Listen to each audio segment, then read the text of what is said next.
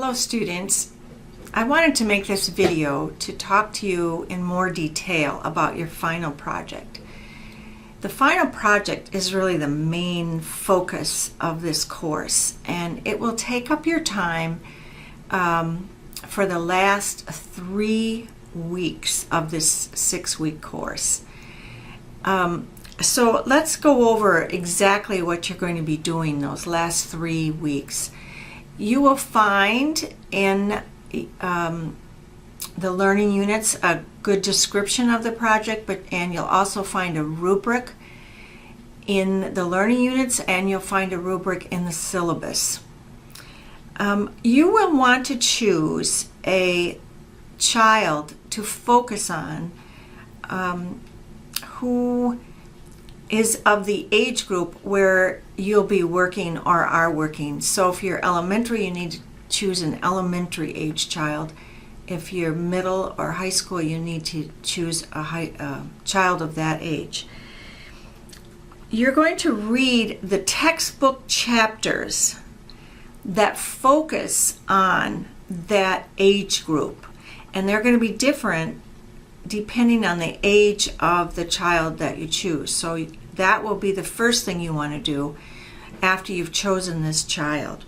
And then the part 1 of this project, which is the first part, the project has 3 parts, and you're going to be turning them in each week. So part 1 is due the first week, part 2 is due the second, part 3 is due the third week.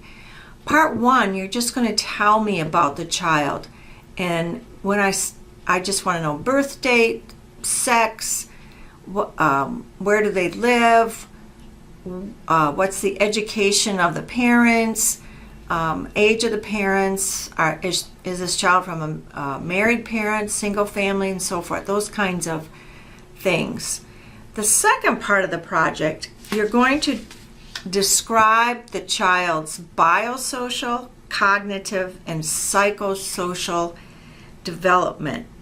And if you have looked over your learning units, you'll notice that we study those 3 terms on week 3. So you will have just studied them, you'll know what they mean, and you're going to then look at your child through this lens. And so for week 5 in this class, you will turn in a 2 to 3 page paper where you will discuss those elements of the child. There are also a few other things that you'll be doing different. There are different things for the elementary student than the middle and adolescent student. So read carefully what's required in week 5 of your learning unit. Week 6 is the final part, and this is also 2 to 3 pages, and you're asked to predict the child's development. So based on what you've known, what you've read, your interaction with the child, your interaction with the parents, your observations of the child, you're going to predict what you think will be the strengths and challenges, particularly to this child, in the next year, 5 years, and 10 years. For the last 2 parts of this project, you will want to reference your text, and for the last part, your text and at least 2 other references outside of your text. As always, APA is important.